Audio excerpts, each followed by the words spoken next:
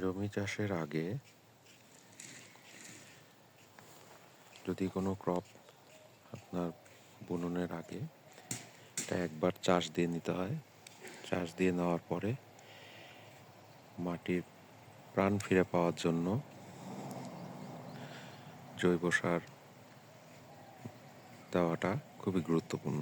বাজারে বিভিন্ন ধরনের জৈব সার বা ভার্মি কম্পোস্ট পাওয়া যায় এবং সাথে সাথে যে মাঠে গোবরও মিশাতে পারেন, তাহলে এটা মাটির জন্য খুবই উপকারী।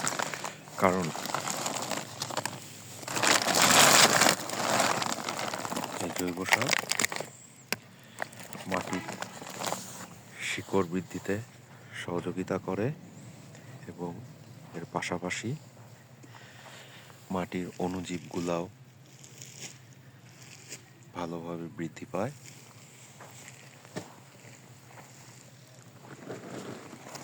এবং এতে করে ফসলের ফলন বৃদ্ধিতে সহযোগিতা করে জৈব সার।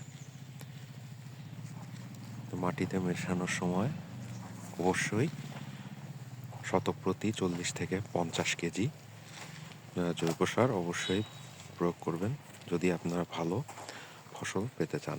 জৈব সার প্রয়োগ করার পরে তারপর অবশ্যই আরেকটি চাষ দিয়ে দিবেন এবং এরপরে আরও 7 দিন থেকে 10 দিন পরে আপনারা তখন জমি প্রস্তুত করতে পারবেন, বেড তৈরি করতে পারবেন এবং তারপরে আপনারা যে শেষ চাষ দিয়ে যে বেসাল ডোজ সেটা তখন তারপর আপনারা দিতে পারবেন।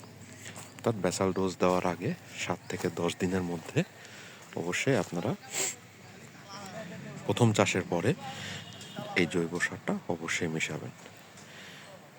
ধন্যবাদ।